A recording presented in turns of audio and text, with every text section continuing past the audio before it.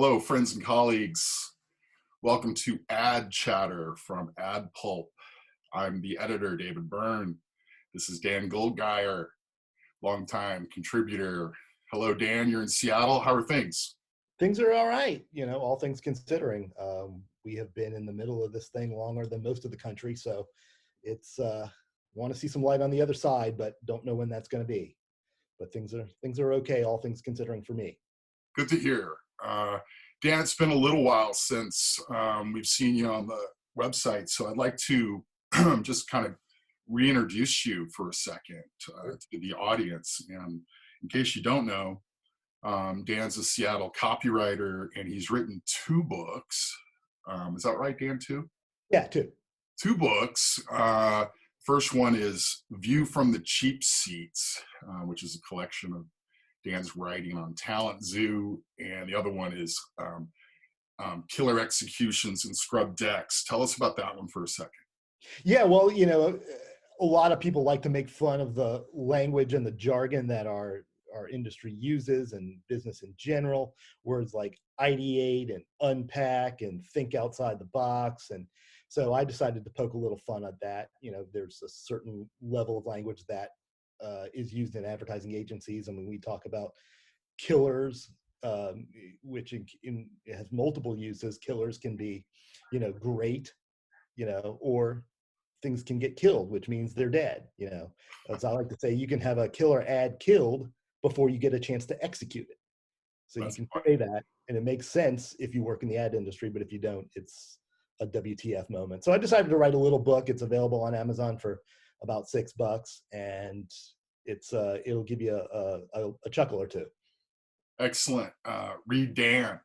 I do think some surfers and skateboarders could get away with that killer language too. Yeah. Hey, it's killer, dude.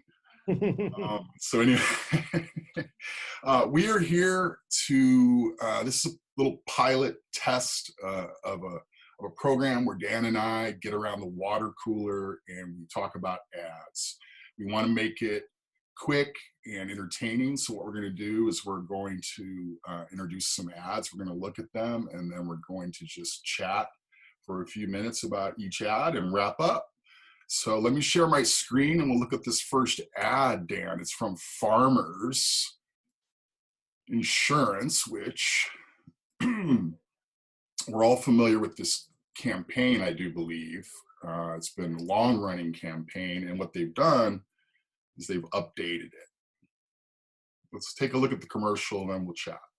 In 90 years at Farmers, we thought we'd seen it all, from fires and hurricanes to animal antics we could laugh about later. But we haven't seen this.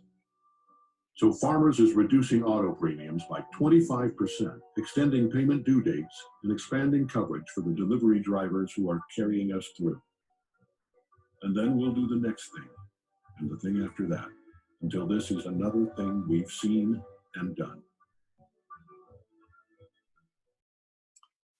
So what do you think, Dan?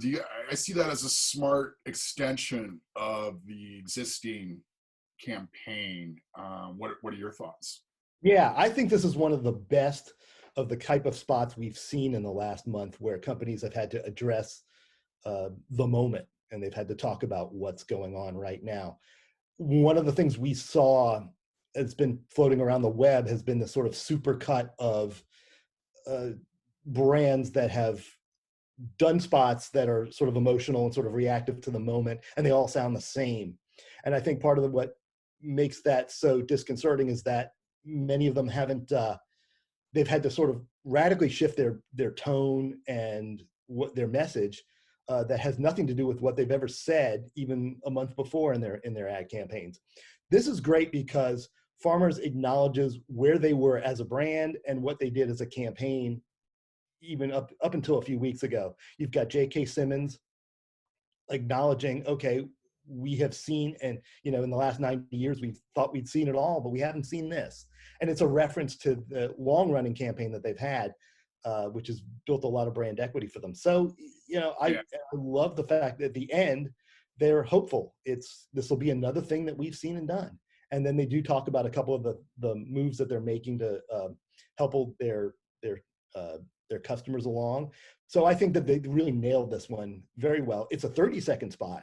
So this is, we've seen so many of these other brand spots that react to COVID-19 that are like minute and 2 minutes, and they're just You know what I like? There's no CEO in this spot. right. They kept the same continuity. They've got their longtime spokesman, J.K. Simmons is a fine actor, and they just kept, you can see this spot existing on a reel of other farmer spots. It'll fit right in, even though it's a bit of a shift in the narrative. So Why I thought aren't other brands doing this? Why aren't they extending their campaign for this infested time? Is it because their campaigns don't work and farmers did?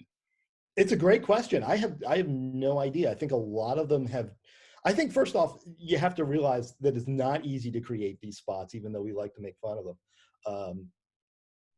You have a lot of stakeholders very involved in getting this absolutely right, from the CEO on down, PR people, corporate communications people, crisis communications people. So once it filters down to ad folks who have to make a spot like this, it's a lot of cooks in the soup and a lot of imperatives. So it's no wonder that you see things that just don't match the tone of what came before. Mm-hmm.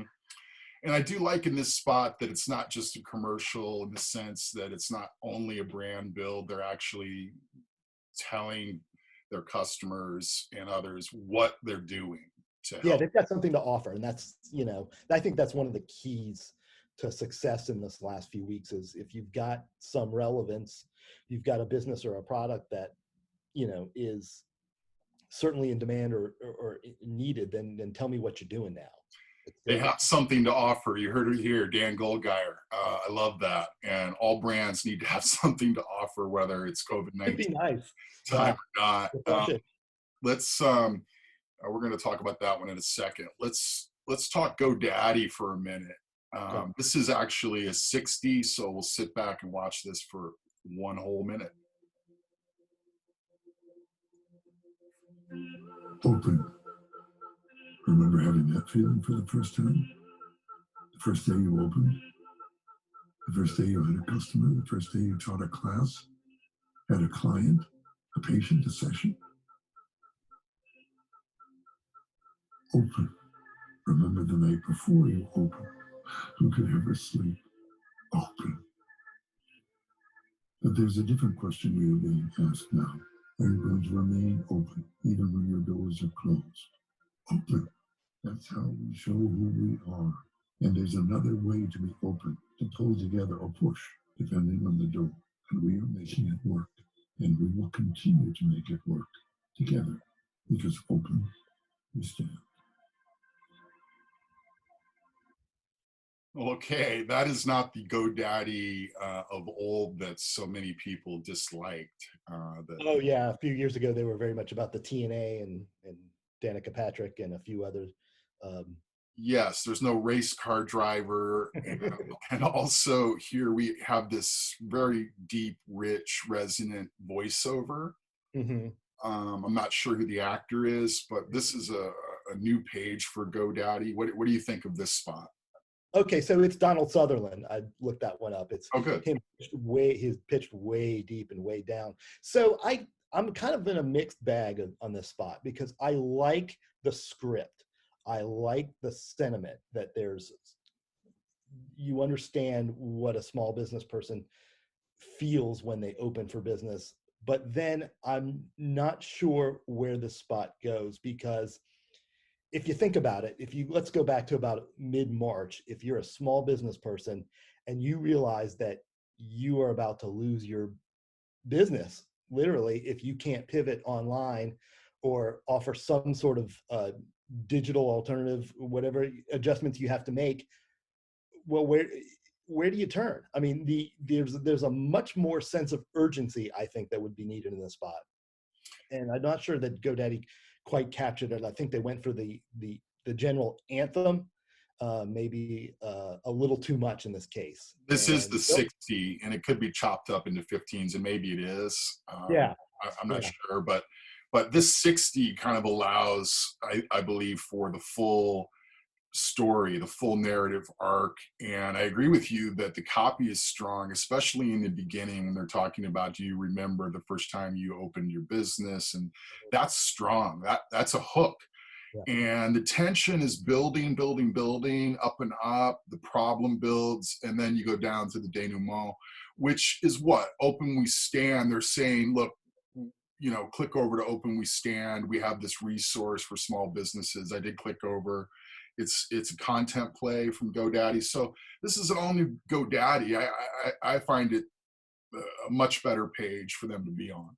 Yeah, I'd like to see, look at this art card that we've got here that at the end here. Mm-hmm. Openwestand.org. I don't know what that is. I would say here, I'd be the first writer to say this, make the logo bigger. Tell me who this is, because I'm a GoDaddy customer and I understand, and for many years, by the way, their customer service is pretty good and their resources are pretty good.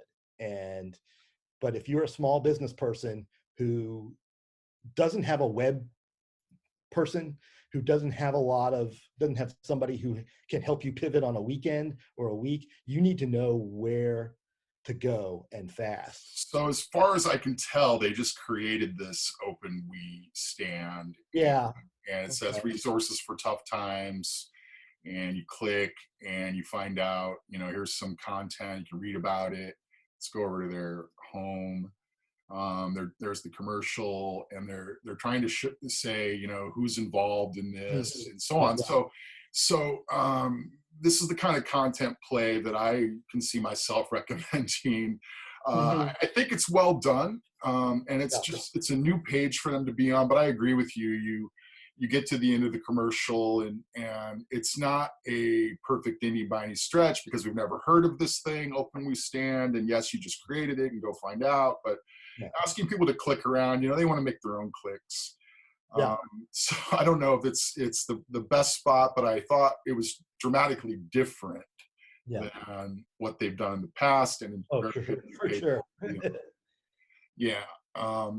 Now, let's get into a whole new look. And the other day, Dan, I sent you the 15 on this ramen here. I want to go over the 60. Okay. Now, those first two spots really are, the context is our current time with COVID-19. This one is too, but you wouldn't necessarily know it. So let's look at the spot and then chat. After a long day of rustling cattle, and nothing like slurping down a steamy bowl of ramen. Not just any ramen, Ramen Hero ramen. Ramen Hero ships everything you need to make authentic Onkaku-style ramen right at home. Onkaku means authentic in Japanese. This ramen is the real deal, unlike my mustache. Ramen Hero's real easy too. In less than 8 minutes, you have the best ramen west of the Mitsubishi. That's a river in Japan. Go ahead and add your favorite toppings. Sure, yeah, all right, why not? Because last time I checked, it's still a free country. Yep, still free. Made in America, the Japanese way. Okay. I find this spot very humorous. I think it's funny. And there's several other things to talk about too, but I love the way it ends with the tagline, Made in America, the Japanese way, and several other aspects to this. What do you think about this? Yeah, it is funny. There's a lot going on here that is familiar yet unfamiliar, and I think that's where a lot of the humor comes from. You don't expect a Japanese American with a Texas drawl. You don't expect that voice coming out of that face, and I think that also lends to the humor. And then there's a little bit of this Americana thrown in, the bald eagle, it's a free country, things like that. There's a lot of little funny things happening here, and we've heard and seen some of those tropes from other brands, you know, the Miller High Life Man or other bits and pieces of folks having fun with Americana. This just does it in a very fresh and original way. And what is this a reference to? Yep, still free. I just think it's a nod to all the people who talk about America being a free country and just you can do what you want. I think that there's one of the 15s that I saw that they used some of this footage for talks about the freedom to slurp Oh, the rock, yes. that little slurping scene he does at the end. Yes. So I think that they're having just fun with Americana imagery and themes, but with this Japanese American actor talking about ramen noodles. And I think that's just the juxtaposition of those two cultures is where the funny is. And I would love it if they did this for a couple of years and had this guy keep going and going and going. Because if they just stop now, it wouldn't be all that memorable. But they've got a few good spots. Let's watch the slurper. Yeah.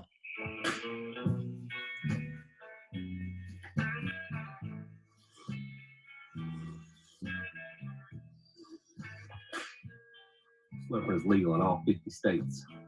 Put that in your bowl, slurp it. Yeah, so you can totally see how this can be, deep thoughts by this guy for a long time. It's one of those kind of campaigns that he's another version of the most interesting man in the world, except he's just a Japanese cowboy who likes ramen. Yeah. One of those campaigns like Absolute that runs forever that we all hope to create one day. Yeah. That's all you need. And, there are people who are passionate about ramen. They like good ramen. It's not the I same love it. And the same stuff we had in college for 49 cents a cup. So, no, it's this is craft ramen and the real Japanese thing. And the thing that's interesting, I hadn't heard of this brand. It's a new company from a Japanese entrepreneur in San Francisco, but they deliver the ramen experience to your house. Now here in Austin, going out to the best ramen place, I'm gonna have to get in line for 20 minutes before I can order because it's so popular. So I'm tempted to order from Ramen Hero and see what this is all about. Great brand, great concept, great execution. Thank you, Ramen Hero. I look forward to eating your food. And thank you, Dan, for this ad chat. Thanks, Dave. Ad chatter. This is super fun. Let's do this again next week. What do you say? Absolutely. Sure. Let's do it. Hope everybody enjoyed it. Cool. Thank you. Talk to you soon, Dan.